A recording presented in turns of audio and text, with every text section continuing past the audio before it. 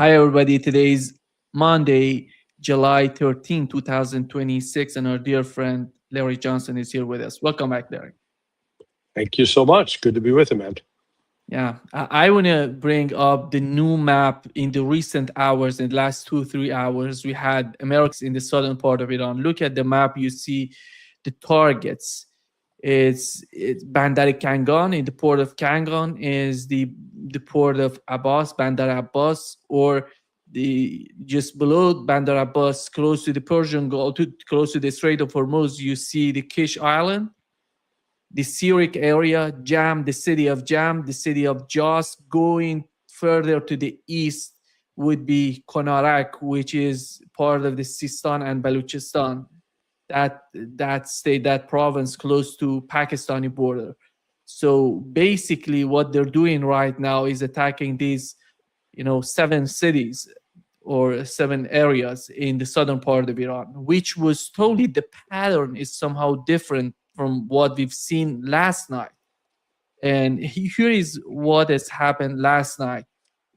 You see, they used the HIMARS system and basically attacking the province of Khuzestan in the western part of Iran. Most of the cities in Khuzestan were hit, or a considerable number of the cities in Khuzestan province were hit by HIMARS. And then you had a little bit of attack in close to the Strait of Hormuz and in Chabahar. hmm But so far, what has happened, it seems that Iran has attacked multiple or several ships in the Strait of Hormuz. There is some Iran, Iran, Iran. Iran, Okay, Iran, Iran. Iran's attacking Yeah, today because today, just hours ago, because they hit. I haven't seen hardly any activity. Yeah, but it was reported on Iranian media that several ships were hit by Iranian, drones and missiles and torpedoes because they didn't obey the order of IRGC in the Strait of Hormuz. That's what was said on the Iranian media. And hmm here we have two footage. One of photos here, the Kish Island. This is the photo. You see the column of smoke in that in this photo, and the other one is this one is Bandar Abbas. And again, you see the location that they hit. There is another video of the Syriac area again in the southern part. Here is the video, the footage. It shows the moment that the target gets hit by American missile. Tonight attacks were all done by the American fighter jets. Last night was different. It was HIMARS and those facilities in Kuwait and in Right. Bahrain. So what happened between last night and tonight? Between last night and tonight, today we had the situation in the Strait of Hormuz. The two Okay. sides basically fight. Why aren't they firing HIMARS? It seems to me that I don't know. They're short Let of. me help you out. Go ahead. then. Iran strikes last night targeted HIMARS launchers, and Iran claims to have taken them out. It would seem that that's accurate because we don't see any HIMARS being fired tonight. And everything that's being fired is being operated off of the carriers that are down to the south. And they are firing probably JASSMs, maybe some Tomahawks. So it would seem to buttress Iran's claim that they hit HIMARS. Now, if we start seeing HIMARS come out later, then Iran strikes last night missed. But the point is, these are they're not hitting up around Bushehr. They're not hitting up in the north of the Persian Gulf. Yeah. And look, this highlights the tactical problem the United States faces. CENTCOM's stated objective is to degrade and weaken Iran's ability to conduct fires on ships that try to avoid Iranian lanes and try to go through the Omani lane without adhering to Iran's compliance procedures. But Iran has So the United States CENTCOM's trying to take out these various coastal defense cruise missiles and drones and short range ballistic missiles, etc. Well, the problem is Iran has hundreds, maybe thousands of positions all along from north to south, all along from the north part of the strait all the way to the south part of the strait. So no matter how many US tries to blow up, it cannot affect Iran's ability both to launch underwater drones, mini submarines, as well as surface level drones. Flip it around. Is the United States got thousands of bases? No. Does the United States have hundreds of bases? No. The United States is operating from fewer than 6 or 7 bases, probably less than that. So who has the easier job of targeting? Is it the United States having to go after thousands of targets? Or is it Iran that has to go after 6 or 7 targets? Yeah. Does that make it simple? Good point. Good point. Yeah. That's Makes why sense. that's why I get paid the big bucks. Yeah. Yeah. Oh, I forget. I'm not getting paid anything. Damn it, I got to call Vladimir Putin. So why am I not getting paid? I'm told I'm your mouthpiece. But no, so the point is, Trump's trying to escalate in a way that the United States can't escalate. Iran's got the advantage here in escalation because, all we got to do is destroy 2 airfields in Jordan, 1 airfield in UAE, an oil terminal, energy center in UAE, take that out. The Oman port that the U.S. aircraft carrier relies on, and then Al Udeid Air Force Base in Qatar, and then 1 each in Bahrain. And so it's not quite manageable list of targets. Iran doesn't have to invent targets. They'll just keep bombing the shit out of these places and make them uninhabitable for U.S. military forces. And that's why the United States is now left having to rely upon air power from the aircraft carrier. And they drop some bombs, they make some booms, and cause some damage, but nothing that's going to stop Iran. Meanwhile, every day that the Strait of Hormuz remains shut is one more day of potential economic chaos for the United States. Yeah. And I assume they're gonna, since you've mentioned that their targets are somehow limited or they have some 4 or 7, 5 to 7 targets on the part of Iranians. Here is what they did last night. And they targeted the HIMAR and Patriot site and radars in several bases in Kuwait. And they hit the Prince Hassan Air Base in Jordan, the command and control facility. They hit the runway. They hit the facilities, those shelters with the drones, MQ-9 drones. And when it comes to Bahrain, they hit the 5th Fleet and Isa Air Base in Bahrain too. And in Qatar, they hit Al Udeid Air Base. And in Oman, they had U.S. long-range radar in Oman.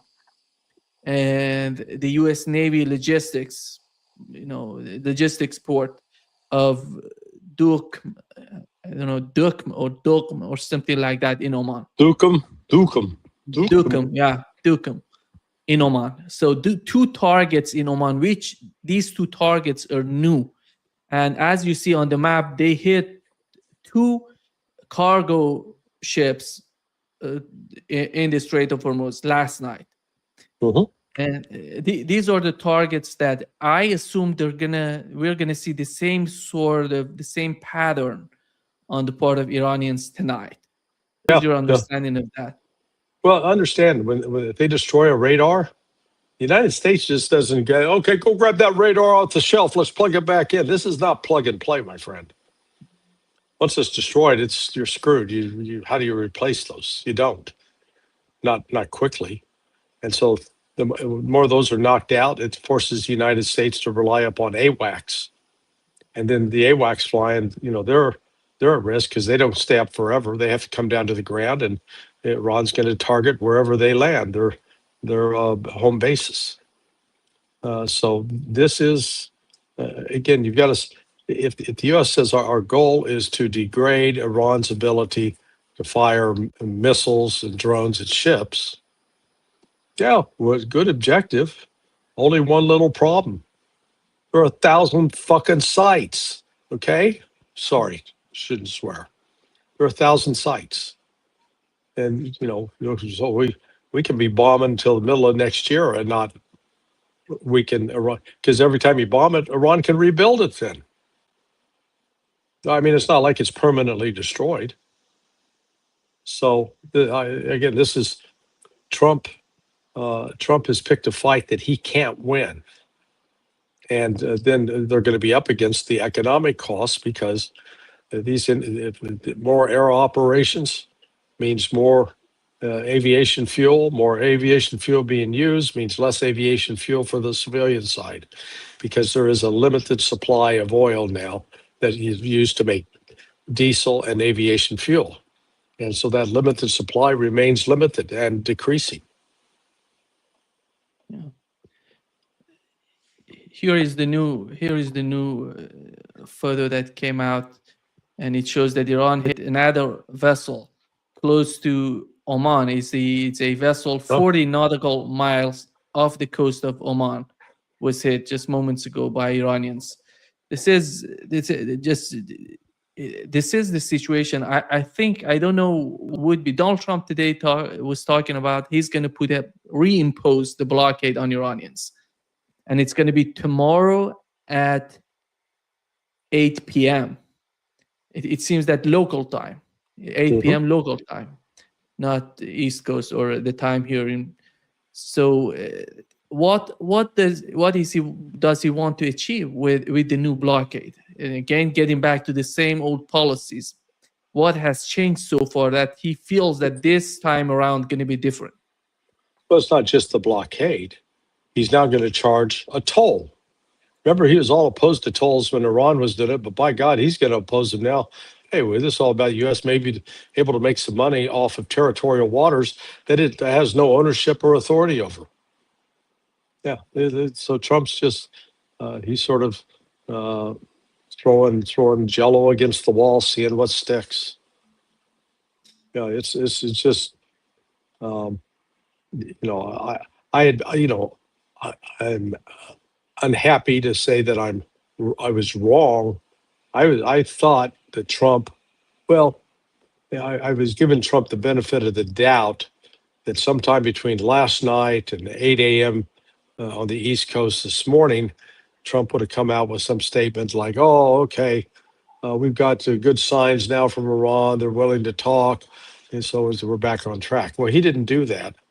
So as a result, the stock market fell a little bit, not tremendously yet, but the price of oil started soaring. So price of the Brent and West Texas Intermediate, those jumped over $80. There is a new report about HIMARS launches from Bahrain, and this is okay. So they didn't get them all last night. Yeah, it seems that they're having these weapons still. And the other point, Larry, today was the case of Yemen, and the Iranian airplane tried to. I'm going to get back to the situation because it's somehow changing. The situation is still fluid in the Strait of Hormuz. But before, continuing with that issue, today we had Iranian airplane going to Yemen and trying to land in Yemen. Then you had Saudi Arabia attacking the runway in Sana'a airport. So basically right now what's going on, Yemen hit back Saudi Arabia in one of their airport and one of their air bases. And today they have some sort of blockade on Saudi Arabia. And I think they're gonna hit Yanbu with some missiles. I think I heard that they launched 4 missiles at Yanbu. I don't know if that's been confirmed. They hit what was confirmed. It was one of the air bases. I'm gonna find it here. They hit two locations, at least two confirmed locations in Saudi Arabia. One of them was, yeah, let me just find it out here. To look at, yeah, Saudi Arabia.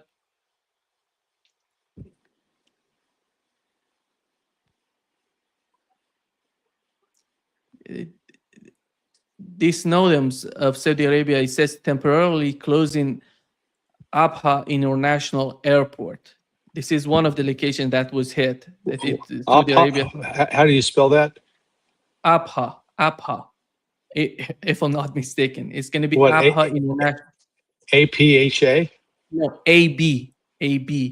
Oh, ABHA. Abha. Abha International Airport and King Abdullah bin Abdul Aziz Airport in Jazan and Najran Airport. And basically all the airports is because Yemen is said in an announcement, they said if this blockade gonna continue on the airspace of Saudi Arabia as long as they have the siege on the international airport in Sana'a in Yemen. Yeah, so Abha sits near southwestern Saudi Arabia. So it's near the border of Yemen. So it's just barely across the border. And King Fahd that's up more the center of Saudi Arabia. Yeah. There is a footage of their missile hitting so hard in that airport, Abha International Airport. But since the footage is somehow so much problematic, it's going to be graphic, then YouTube gonna remove it from our video. I cannot share it with our audience. But they hit so hard Saudi Arabia. And the problem for Saudi Arabia is if they continue with this sort of tit for tat with Yemen, they're going to hit their oil facilities easily. And they're going to hit their pipeline that goes to the Red Sea. And then it comes the difficulties they're going to face against Houthi or Yemeni Ansarullah in the Red Sea. Abha is down close to the border with Yemen. But it's, you got to go north about 300 miles to get to Yambu, 400 miles, I think. When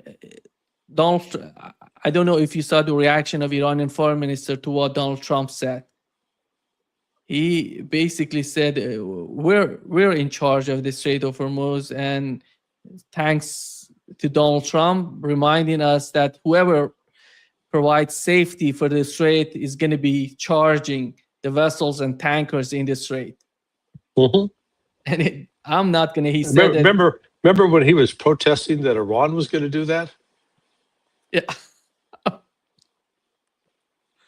Yeah.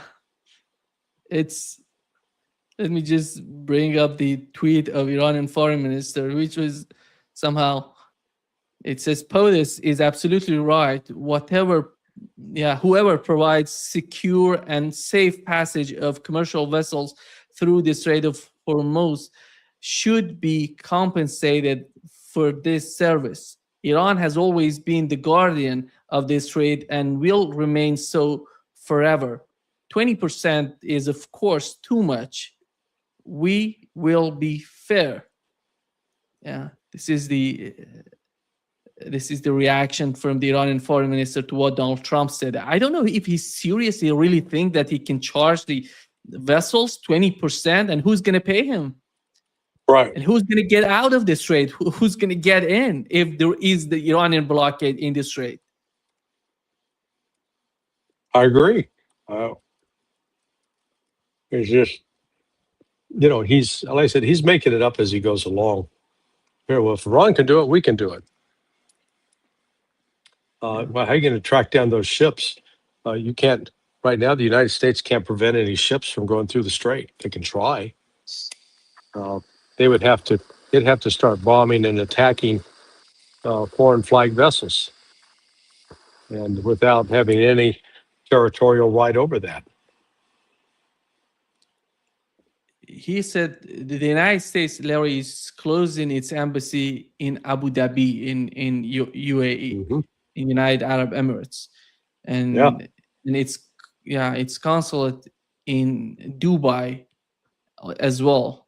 And due to security concerns, there is no attack, as far as I know, on UAE, and he's removing. There is going to be. Yeah, I think Iran will hit UAE tonight pretty hard, actually. it seems that they're using UAE to attack Iran. That's why Iran would respond that way. Well, yeah, that's one aspect to it. But also a lot of the fuel for the U.S. Navy comes through the UAE. So it's up to once Iran starts taking that out, then the United States Navy is going to be in big trouble. Yeah. Tonight he had Donald Trump had an interview in which said that let the Iranians know that we are on our way. You have to come out and do the revolution, do the toppling of the regime, the so-called regime in Iran. I don't know if he really believes in whatever he's talking about Iranian people helping him. He must be there must be some sort of difficulties, some sort of problem with his mindset if he feels that way after seeing what has happened so far. Yeah, well, you never know what he's actually saying, what he's being told. The other eye to keep out is the Al Ruwais refinery in the United Arab Emirates. So when they hit that logistics and refueling station of the U.S. Navy in Duqm, Oman, that hurt the Navy. But now, because it's the main logistics port for the U.S., so you cut off that port, U.S. doesn't have a ready alternative. But then you've got this Al Ruwais refinery in the UAE, which is a major source of aviation fuel for the U.S. Air Force. That needs to be taken out. So I think Iran knows that. We'll see if they target it tonight. They take that out, then the United States' ability to continue to conduct these kinds of air operations is going to come up against some real pressures. Yeah. He said, I want to recover the costs because we are protecting a region that is one of the richest in the world. We are spending enormous amount of money, so we will recover the cost of this protection from Saudi Arabia, UAE, Qatar, and Bahrain. Dude, what? They were sacrificing everything. What's just amazing today? I talked with Paul Craig Roberts. He said that Israel started this war. They're not part of the war anymore. They're just sitting aside, and Iran and the United States are fighting each other, and the casualties of this war are GCC countries. Right. Yeah. Well, it's going to continue that way until Iran, once Iran acknowledges the complete break with the MOU, then Hezbollah can be turned back on to continue its attacks. That's going to happen soon because the Iranian parliament opened up today. They opened the Iranian parliament, and they're going to talk about these two issues. One of them is the Strait of Hormuz, and the other one is the case of Hezbollah. And I assume that they're going to vote for the resolution of the Strait of Hormuz. It's going to be part of the Iranian constitution, the same way that Russia did with the case of the eastern part of Ukraine. Yeah. I don't know what would be the reaction of Donald Trump, because Is there any sort of military, Larry? You look at what Donald Trump is trying to do in this Strait, sending again, announcing the blockade happening tomorrow night, and is there any military solution for that in No, the eyes of those people? I'm you trying mean to put military myself in military solution for whom? for those people who are giving these sort of advices to Donald Trump. Who's getting? Is he getting advices from from you, from people like you? No, he's getting from. No. Yeah, he's getting briefings probably from DOD, from Department of Defense or Department of War, however you want to call it, Defense Intelligence Agency, CIA. And, it's very possible they're telling him things that he doesn't want to hear.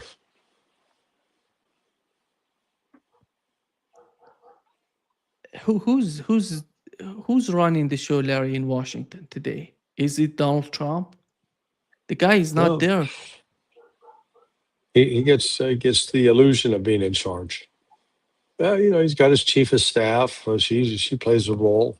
And you got the heads of, Treasury, Besant, and Radcliffe, CIA. They're doing what they can. So,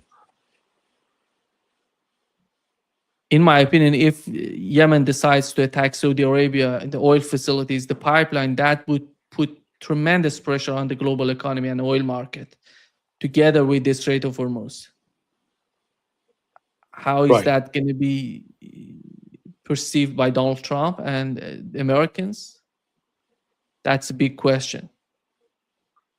Yeah, well, they're gonna find out that it's all gonna come down to diesel and aviation fuel. That's the thing to focus on. The headline on a lot of the oil markets right now is, oh, the United States is exporting. Let me read this to you. America extends its lead over Russia and Saudi Arabia in oil output. Well, with production, they're exceeding production of 14 million barrels per day. Yeah, what kind of oil? It's sweet oil. It's not the sour. The United States economy runs on the sour, not the sweet. All the sweet does is provide for making gasoline. Yeah, so that'll keep the average person happy. But when the impact of shortages in diesel and aviation fuel starts savaging the economy, then all of a sudden you got a problem. Yeah. Here is what Donald Trump said moments ago, Larry. That Iran has agreed to a deal and then walked away from it. Have you reached the conclusion that a negotiated settlement won't be able to happen? No, I never reached that conclusion, but we're hitting them very heavy tonight, as you know. We have tremendous amounts of ammunition. We have numbers that we haven't had in years, and we're hitting them very hard. And we're controlling the straits. We're putting the blockade back. And it's a blockade not for anybody but Iran. In other words, anybody doing business with Iran can't go through. Everyone else will be able to go through. So it's a blockade. It's a very strong blockade. The blockade was probably more effective even than hitting them, but I think the combination is the thing that really does it. But you think a deal is still possible? You think they'll return to the Yeah, I think a deal is possible. Sure, I do. I don't know how to interpret what the guy is. Today he said that there is nothing there anymore. The deal is, we're done with the MOU. Nothing is happening. Right now he's talking about the blockade coming up, and the deal is possible. Is a combination of everything. Yeah, say that last part. Yeah, say that last part again. I didn't follow you. Yeah, but I think he's telling us that the deal is gonna happen. Maybe he's gonna have a deal, and in the other interview he had said nothing is happening. No, I know. Well, look, I said at the outset, I was wrong. I thought he would have said that earlier. So the fact that he's saying now that, there's still, the deal's not dead. Boy, the ceasefire is dead and the MOU is dead. Where's the live part of the deal? So it is. He's they're going to do strikes. I think they'll do strikes tonight, tomorrow, as he said. They're doing them right now, so they'll do them again tomorrow. But Iran gets a seat at the table. Iran has a vote, and Iran is going to hit. As I mentioned earlier, they only have to hit 6 or 7 targets, and they do the United States enormous damage. The U.S. can hit 100 targets of Iran, and it doesn't do the dam doesn't shrink their capability at all. How do you see this assumption on my part? I assume that the United States didn't want Iran to hit Israel, so they came out with the MOU. The fake, as Donald Trump said today, it was a test for Iranians, but they didn't pass the test. So it was all about some sort of deceiving. They wanted to deceive Iran, and then they were going to get back with the same sort of conditions. The blockade is back. The sanctions didn't change. The Iranian frozen assets still the same. Nothing has changed. But the only thing that has changed compared to what it was before the signing of the MOU, that Israel is removed from the calculation. Israel is not getting attacked on the part of Iranians. The only thing that has happened, to my understanding, it was all planned, pre-planned. How do you feel about that? I'm not sure they pre-planned it, but they certainly had no intention of following through. I think you make that case. And again, Iran, from its standpoint, it negotiated in good faith, and it's the United States that betrayed it, and that's become apparent to all. And so now Iran's got a lot more leeway in responding. Yeah. Israel is not getting attacked. Saudi Arabia is getting attacked. Iran is getting attacked. No, when did Saudi Arabia get attacked? No, you mean by the Houthis? No, but no. By Houthis today. Yeah, I said by Houthis, but not by Iran. No, by Iranians today. No, they didn't. Yeah, it was. So there was no just, Iranian attack on. Yeah, let's just focus on Iran right now. Let's just keep it in terms of who Iran's attacking, and then we can deal with the Houthis separate. The reason I'm mentioning that, I want to say that the region is on fire, except Israel. Even Lebanon is under fire. Israelis are hitting some targets in Lebanon, but Israel is not getting hit by anybody. Right now, that's true. But, I think that's going to change here in the next week or so. How is that going to change? If Iran tells Hezbollah, no longer have to abide by the MOU, Hezbollah will then begin retaliating against Israel for its attacks. And so that part of the war will be back on. And then Israel's made threatening noises to hit Iran. If they do that, then Iran's attacks on Israel will be back on. So that's why I say it's still very volatile. Yeah.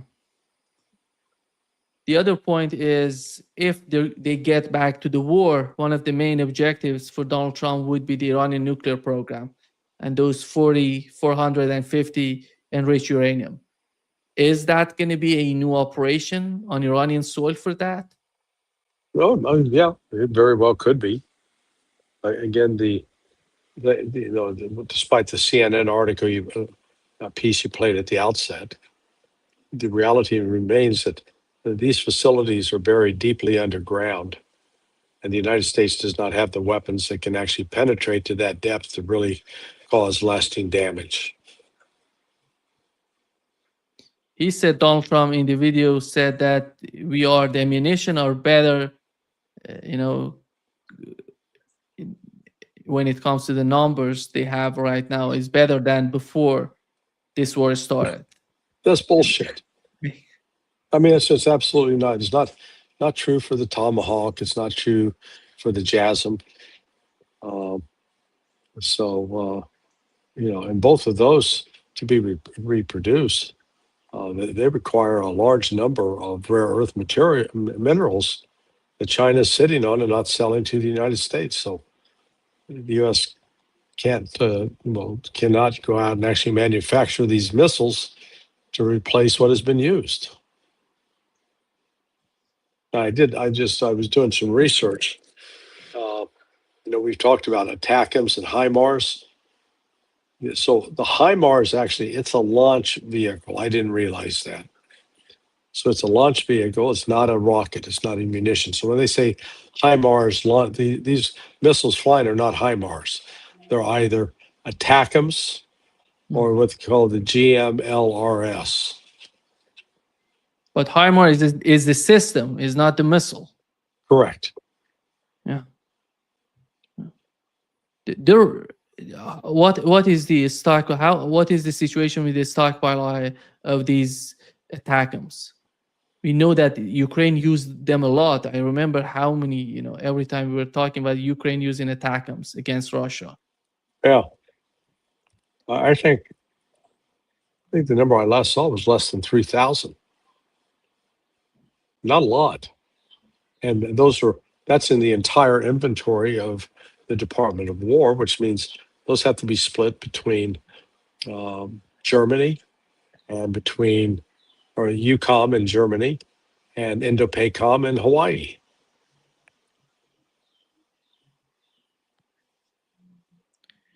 Here is the new report. Iran anti-ship missiles. Iran used anti-ship missiles towards ships off the coast of Abu Dhabi in UAE.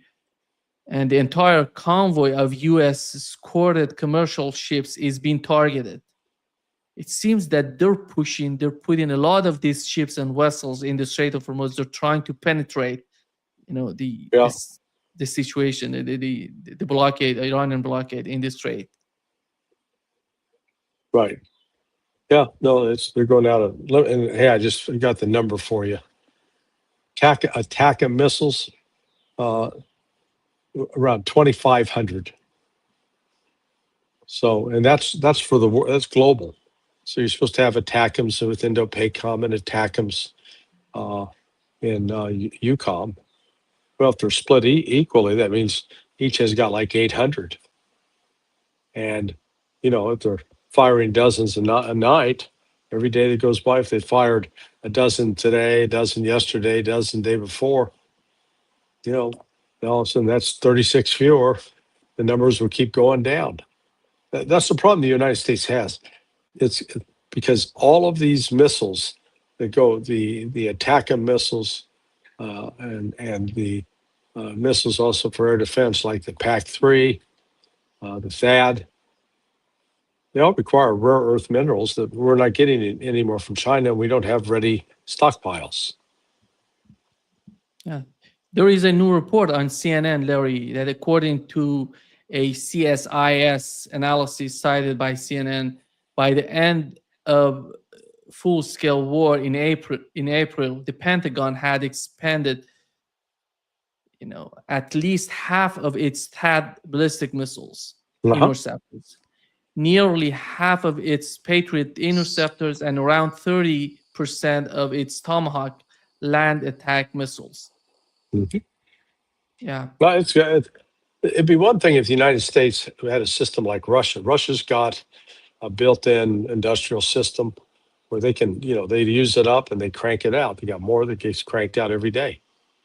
The United States doesn't have that because the supply chain, which depends upon China, has been shut off, and the United States no longer has the material it needs to finish these weapons. The report says Pentagon currently is receiving only around 15 Tomahawk missiles and 20 Patriot interceptors per month, while no THAAD deliveries are forecast for 2026. So that's the problem. The longer they stay out there shooting at Iran, the more they use up what they could think they'd have to use against China or Russia. Hell, China and Russia are sitting back grinning like Cheshire cats. Keep it up, guys. In fact, they'll probably even encourage Iran to keep up the attacks just in order to draw the United States out to fire more munitions that they don't have an ample supply of. Yeah.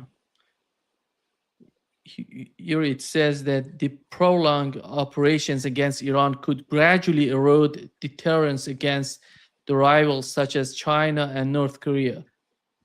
Yeah. Yeah, There, we call that thank you, Captain Obvious. Yeah, there's a remarkable conclusion. Who could have seen that coming? yeah, CNN is just reporting. We were talking about it for months here.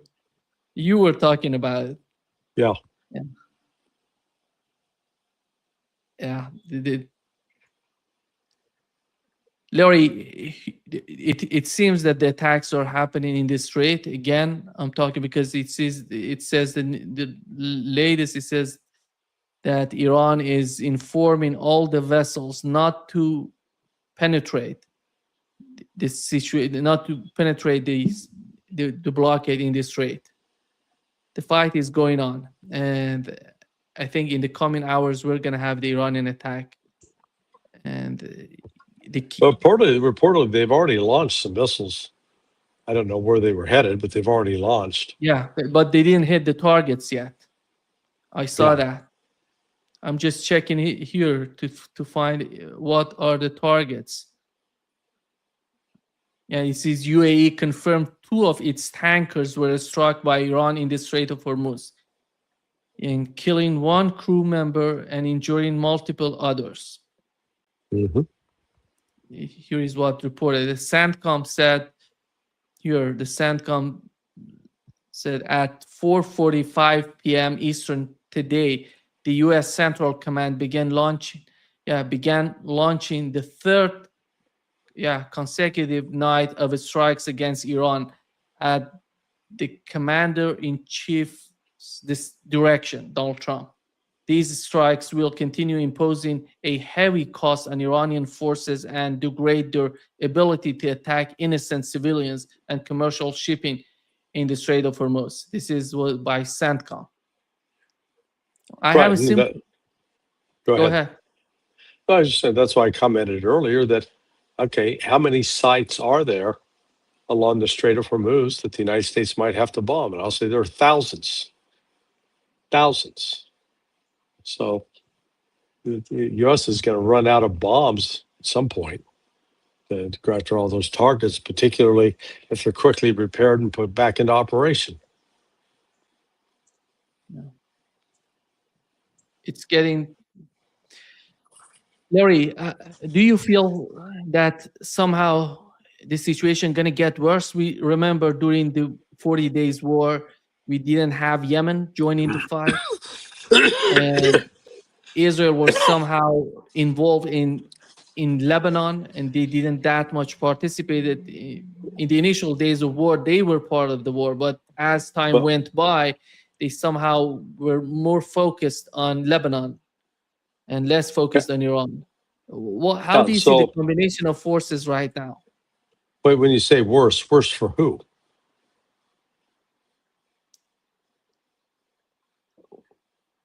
Did you hear me? Yeah, what did I say? I say you said it's going to get worse for. So who's it going to get worse for? Yeah, I'm talking about the situation is getting worse, not for anybody. I'm talking. My question is, Yemenis were not part of the fight, and if they start the new fight with what has happened between Saudi Arabia and Yemen, how do you see the combination of forces in the Strait of Hormuz? Well, the U.S. has no forces in the Strait of Hormuz until such time as they decide to try to put a ship in there. They have no forces. If they put a ship in there, that ship will be sunk. Iran will hit it with everything, and it'll be incapable of defending itself, and it'll be sunk. So the United States is not going to put a ship in there, at least right now. I don't think they're that crazy. If they decide to be that crazy, then they're going to pay a big price. And that'll be one ship's captain. He'll be court-martialed and not get another promotion.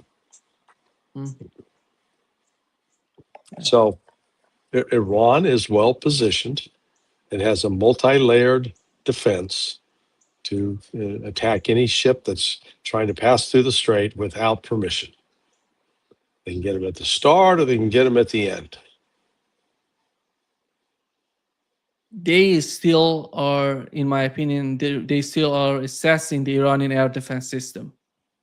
I don't know, by attacking in the southern part how they can find out about the capabilities Okay, of the who's they? United States is Okay, reassessing by each and every attack, using the HIMARS.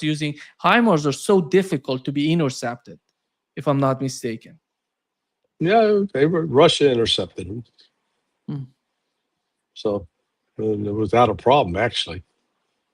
So, this Iran is in a strong position. It's fighting from a defensive position, and no matter what the United States tries to do, it's not going to be able to counter that. That's the problem. Yeah. Okay. So far, there is no report about Iranian attacks hitting any of these targets in GCC countries. Let's see what would happen in the coming hours.